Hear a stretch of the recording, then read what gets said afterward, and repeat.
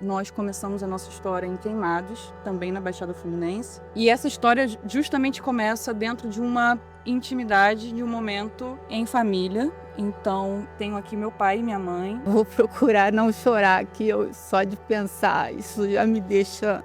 Em dezembro de 2013, a gente estava em casa, de repente sentiu tapete molhado, subi, a água aumentando, primeiro grau, segundo degrau, terceiro. Quando você percebe assim, poxa, isso não é normal, assim. E aí você começa a ver as coisas boiando, e aí a água subindo, começa aquela varredura. O que é mais importante nesse momento, né? É o notebook, é não sei o quê. E aí vem também a noção dos perigos, né? E a tomada, será que eu vou levar um choque? Será que...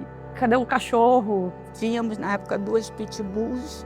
Aí a gente, vamos lá para cima, deixamos tudo. E lá em cima, na parte da casa, a gente escutava as coisas caindo. E a gente ouvindo os barulhos das coisas quebrando. E a rua tinha virado um rio. Meu pai saiu justamente para poder tentar conter essa força da água, fazer uns morrinhos com a própria lama. Aquilo também me acendeu essa perspectiva de que quando a gente está no momento em que a gente se sente impotente, tem formas de você se mobilizar e partir para a ação. Naquela época, em 2013, eu estava no centro do Rio, era o dia da comemoração do final da minha faculdade. Me deu a vontade, não vou ficar não, vou embora para casa. Quando eu cheguei em casa, minha casa em pandemia. Procurei saber o que houve e descobri que foi uma chuva com uma proporção maior que caiu naquele local onde as autoridades locais poderiam ter feito algo para amenizar aqueles impactos. Eu cheguei a culpar Deus, assim, por que isso está acontecendo comigo? Por que Deus permitiu disso acontecer comigo? E depois, quando você vai entendendo que são as consequências do próprio homem e que é o próprio homem que tem o poder de fazer a mudança e não faz, beleza.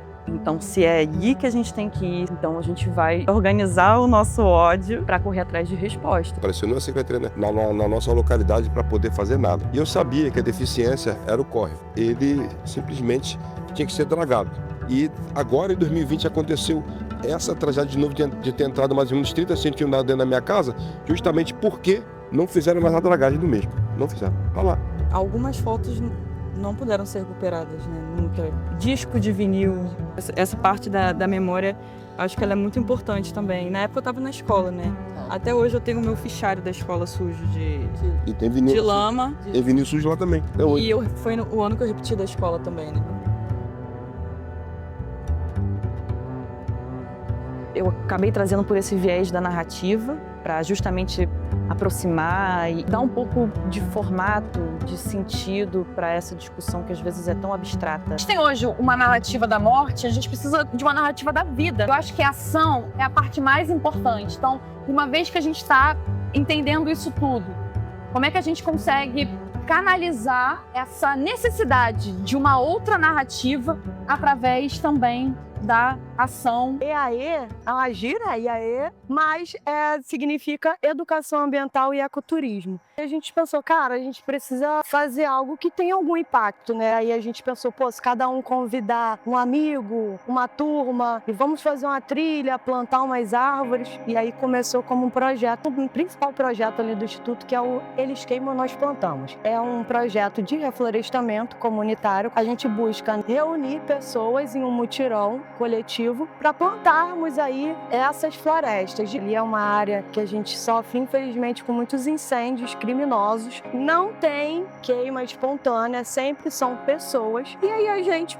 via isso acontecendo e ficava muito indignado. Unimos diversas escolas, pessoas, né, da sociedade civil de uma forma geral, plantamos 1000 vegetais, criamos uma floresta. 2 dias depois, tudo queimado. E aí, como que você reage a isso? Em vez que a gente já está trabalhando numa área já há 4 anos, insistentemente nessa área, que foi onde pegou fogo, né, nas 1000 mudas, aquilo foi uma afronta muito grande para a gente ali, para a população.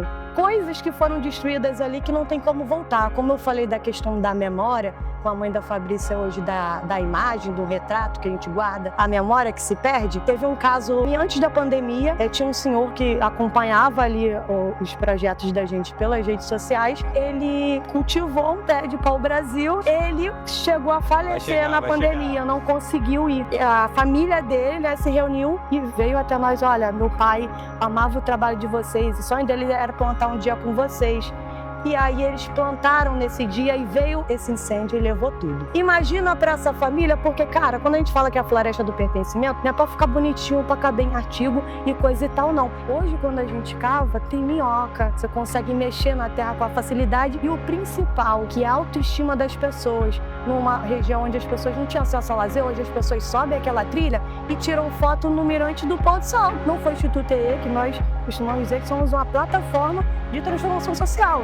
E aí não transforma nada, cara. Quem transforma são as pessoas. Então, a partir dessas atividades que o Instituto EE aplica, hoje a gente vê outros movimentos em Caxias, movimentos em Belfor Roxo, em Mesquita, e que as pessoas só precisavam disso, um pontapé. Em 2024, quando nós tivemos muitas queimadas, já existia essa mobilização das pessoas pelas redes sociais, né? Temos grupos de WhatsApp para voluntariado. Então, tem muito voluntário do EAE, né, que começou o processo desse pertencimento do território através de atividades de plantio com o EAE, que hoje fazem parte dessa brigada voluntária. Ano passado, a convite da COP30, o EAE foi parte dessa mobilização.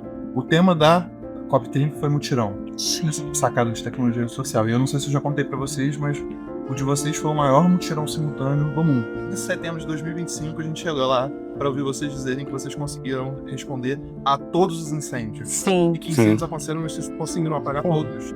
Isso é tipo assim, o mutirão mais poderoso do planeta. Sim. E a gente sabe que isso é construído com força voluntária, sem muita grana para equipamento, e isso pra gente é muito impressionante. Então essa chuva que vem da Amazônia, ela abastece o Pantanal, ela chega no Pampa, ela se relaciona com a Mata Atlântica, ela depende da Caatinga, ela se relaciona com o Cerrado. Isso não é só no Brasil. No mundo todo, esses ecossistemas e biomas têm interações porque eles fazem parte de um só corpo. O que a gente já está entendendo, estou fechando aqui com isso, é que a mudança climática é fruto do aumento da temperatura global.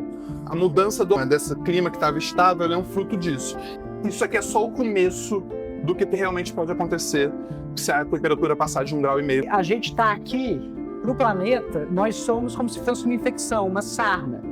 Então, toma um remédio, vamos sair até que a gente consiga ter uma relação de simbiose do planeta e não parasita. Provável que nós vamos ter o tipping point. O primeiro tipping point acontecer, a gente cria todo esse processo. O mensageiro do caos, nesse caso, foi o Túlio, né? Ele é muito responsável quando ele entrega essa mensagem adiante e, ao mesmo tempo, ele entrega uma resposta importante que, para nós, foi o luto.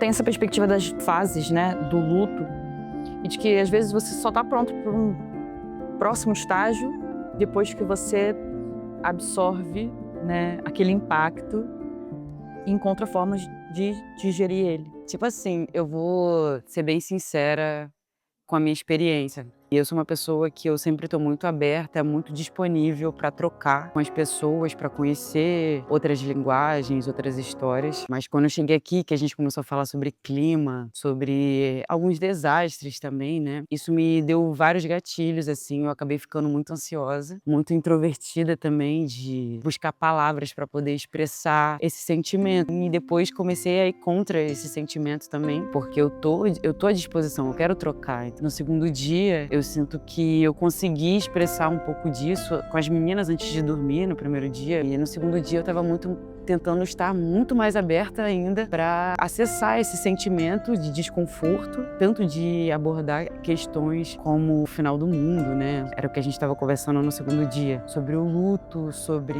o que a gente pode fazer. Uma mistura de sentimentos, e eu acho que o primeiro que vem é de dor mesmo, não tem como.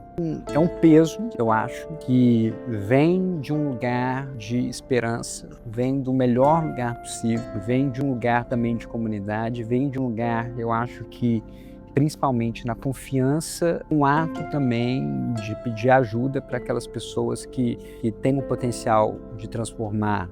Compartilhar implica também colocar para as pessoas uma escolha. É uma escolha que eu também tive que fazer. Eu lido com mudança do clima há muito tempo, desde 2006. Ainda era aquela coisa, olha, se a gente não fizer nada, vai acontecer. E muito duro, eu acho, ter feito essa travessia de 2 décadas e perceber que a gente falhou como espécie, que não era para a gente estar nesse ponto. É muito sacrificante, porque você não quer fazer, você poderia estar escolhendo fazer uma outra coisa, mas de repente você tem aquela escolha que é a ética. Você vai não fazer nada e aproveitar a sua vida, ou você vai contribuir, né? No momento ali de eu compartilhar a minha própria história, nos momentos e nos segundos anteriores, pensar, eu vou compartilhar, é um soco no estômago e eu tô tirando o momento de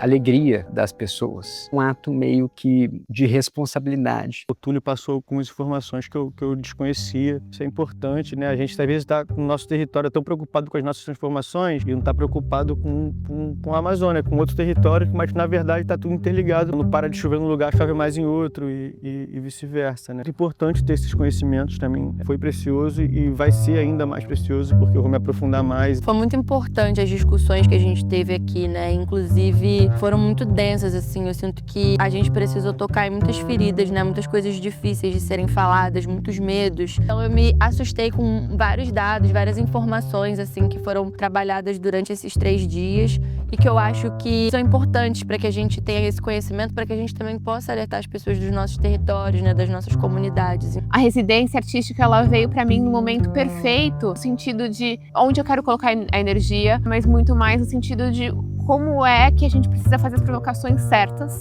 para que a sociedade tenha um chacoalhão necessário. Quais são os incômodos que a gente precisa sustentar enquanto artistas? Observo tudo isso aqui. A gente entra num momento de angústia, fica uma panela de pressão. O ambiente é propício para a gente pensar também em possíveis soluções e trazer as perguntas. Foi muito bom a galera ter dado essas oficinas porque pôde localizar o leigo e deixar a gente também mais nutrido de informação para quando a gente for fazer a nossa proposta artística. Esse processo foi muito surpreendente para mim, porque primeiro existia essa vontade muito latente de encontrar respostas.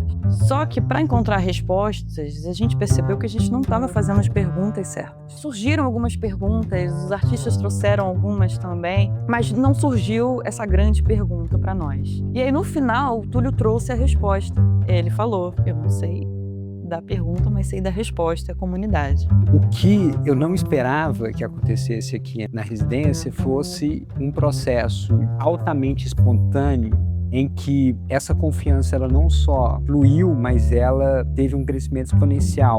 Grande parte do meu marco teórico são sistemas complexos, né? E eu vi acontecer aqui um dos maiores mistérios de sistemas complexos, da ciência da complexidade, que é esse processo de emergência. Todo vira mais do que a soma das partes. E eu acho que eu testemunhei dessa emergência de várias pessoas juntas e emergir numa comunidade.